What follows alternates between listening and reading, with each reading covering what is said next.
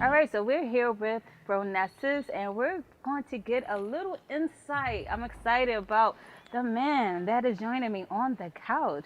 Might I add, you look good in your burgundy today. Hey, thank you. You look good too. I know we didn't do this on purpose, but I'm loving how it's looking. I know Yeah. you're blending in with the couch. So tell us a little about yourself. Like, what made you get into music? All right. So, Phronesis is a young African youth, like doing my own thing in Ghana. The music started like way back SHS, where I was supposed to perform, and then everybody was expecting me to dance, but then I actually came to rap. Okay, When from that surprise, people were actually jamming to the jam on stage, okay. and then after then I felt like music was what was calling. Okay, so music is your calling. What made you follow your dreams? Because, I mean, you had an interesting story. You went viral some time back, right? Yeah. How did that come about? That feeling was so good. I actually met like a couple of friends, Legon, Uh huh. yeah, campus, and then after talking, they were like, "We have a couple of beats and want to play for you since you're an artist." So they play random beats, and then like I did a freestyle that actually made like sense. Okay. Posted on the social media and then it went viral. You can always depend on your college friend to get you to do just Yeah. about anything. After that, what made you say, like, hey, I want to take this on seriously? Like, was it the fans? Was it your family? There was the feedback because Feedback after from the where? from the students, because after that time we were in school. Right? Yeah, so like the feedback from my people was so good, and I felt like I could do more. Cause like the first attempt was like good, yeah. So let's put more effort, and that's how it happened.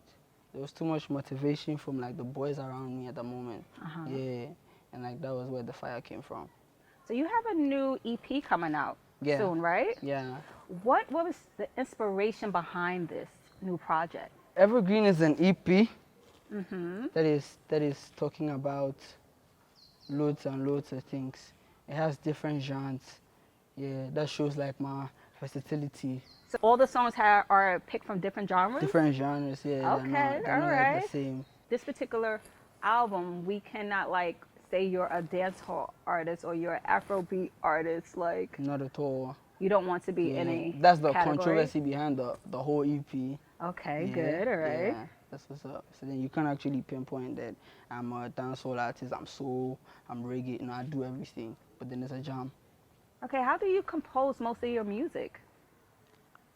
But then when it comes to composition, it comes from a vibe because there has to be a mood.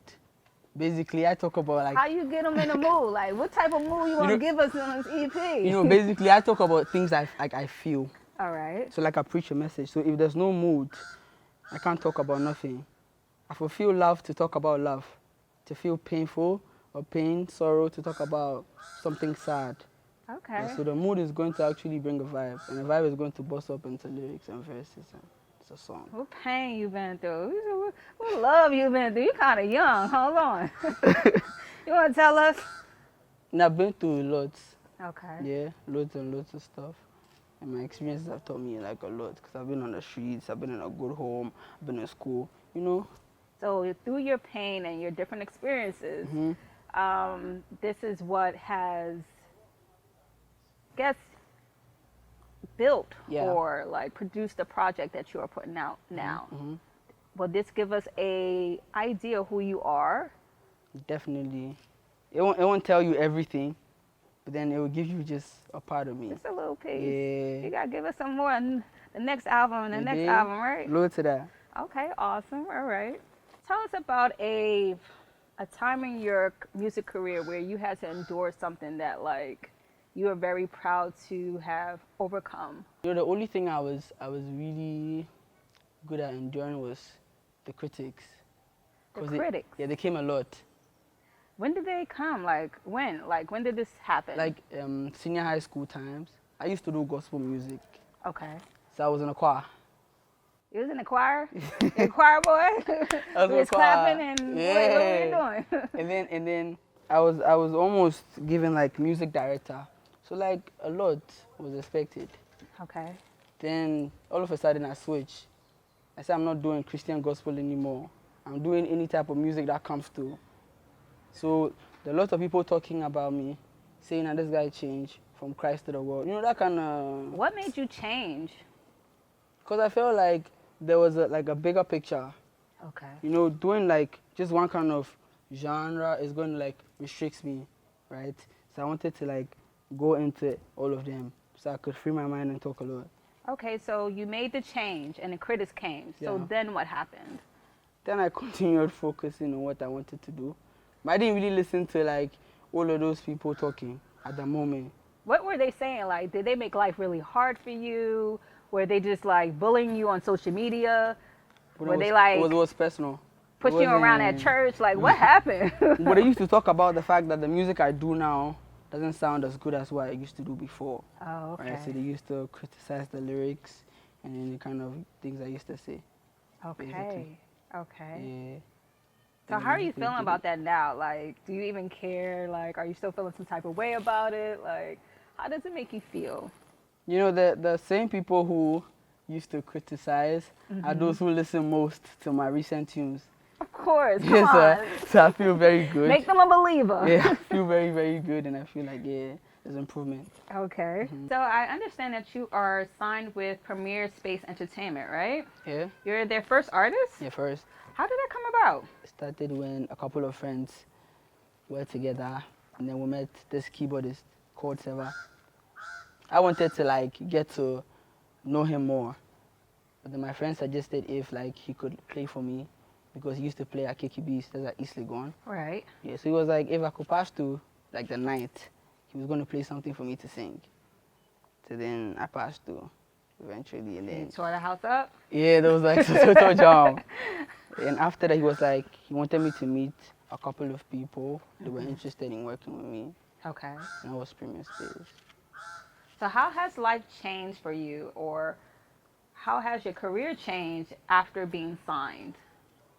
Well, Premier Space just started, and like so far so good. Okay. Yeah, I have no like, I have nothing wrong to talk about now. So far so good. It's family, it's love, it's improvement. Okay, well, that's Yeah. good to hear. So what artists do you find to be your biggest inspiration? I like Bob Marley. Bob Marley. Yeah. How oldie but goodie. Like, that's a classic. Like, Bob. Who I like else? Bob Marley, yeah. But I like Popcorn too. Okay. And I like Stoneboy too. All right. Yeah. What about them that inspires you, or that you feel like they are the ones who you really channel your energy from? Stoneboy. Mm-hmm. Yeah. Stoneboy. Because I used to listen to lots of Stoneboy songs. I used to watch lots of his videos. Like as in coming up. Yeah, because he was like one of those Ghanaian dancehall artists that was doing it outside there. So everybody wanted to learn from. And then from there we took off. So you find that Stoneboy was different coming up for you, because what separated him from the other artists that made you feel like, okay, this is the guy that I feel like inspires me? He was doing good music. He was doing very, very, very like good music at the time. Like when it comes to dancehall, like reggae dancehall, he was doing what like North Ghanaians hadn't done at the moment. Right. Okay. He was different and unique. Okay. Yeah. If you could have fans remember one thing about you, one thing, what would it be? That would be like my style of play as like live band. Cause like uniquely, I love live band and everything. So then that's one thing I like my fans to like actually remember me with, like the style I chose. So you do not perform with a cassette player in the back, a broken record player in the back? I could do that, man. But then when there's like live band, Uh-huh. I take that as like a better option. That's your preference. Yeah, Why that's do you why. prefer live band? You know, when I'm playing live band, I feel the music around me. You know, cause like live band is actually organic. It yeah? is. Yeah, very Right. organic. And then you know, it gives me like the avenue to communicate with the band, to give like the crowd something different all the time. Right? Like, you do feel it when it's a live band. I Like, really do feel when it. that room be rocking, that drum be playing, listen. Yeah, It's a different feeling. Yeah, you know when you're like on stage doing what you want to do and you're feeling good, that feeling is like priceless. It is. Trust me. what would be your dream collaboration? If you could collaborate with anybody in the world, give me Mm, your top three. yeah, I want to obviously do a song with Damian Mali. Okay. Yeah, man. I want to work with Popcorn, All right. and I want to work with Stoneboy. Of course. Yeah. All right. Well, it was nice getting to know you. Yeah, thank you. I'm waiting and anticipating, I'm sure everyone else, the EP. Mm-hmm. We can't wait to indulge in all that you are. Yeah, man. Thank you so much for having me. Yeah. Great talking with you.